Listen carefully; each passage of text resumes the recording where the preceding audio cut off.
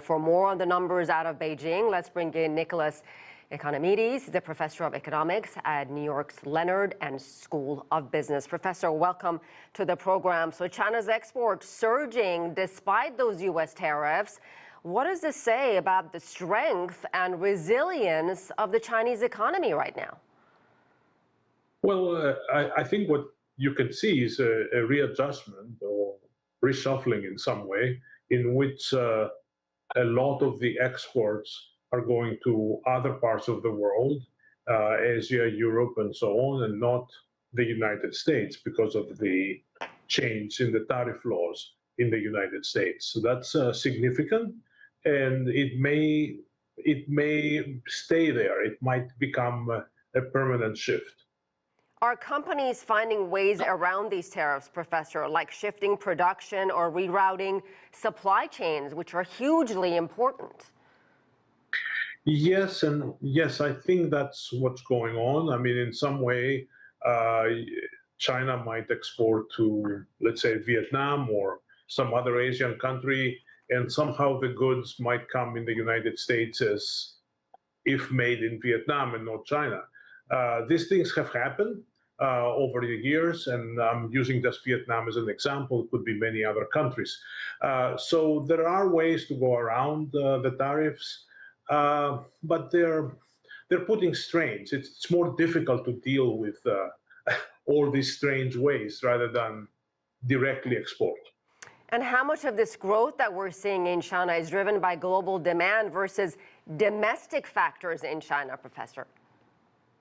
I think it is global demand. I mean, that's for sure. Now, these numbers, of course, are before what is happening right now in the Middle East and the Gulf area. And this war will slow down significantly international trade.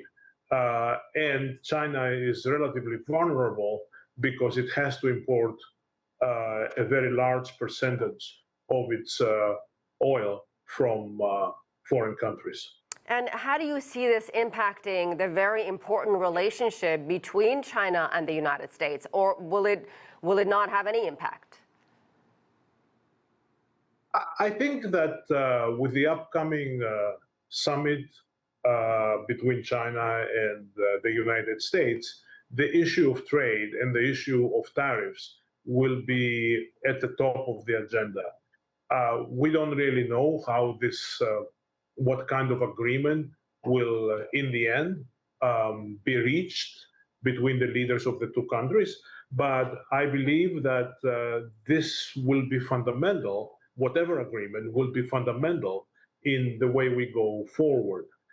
We have spent a year and a half with tariffs going back and forth without full stabilization, but I believe an agreement between the leaders will be the most desirable thing for both sides. And Professor, if you're an investor or a company doing business in China, what does this mean for you?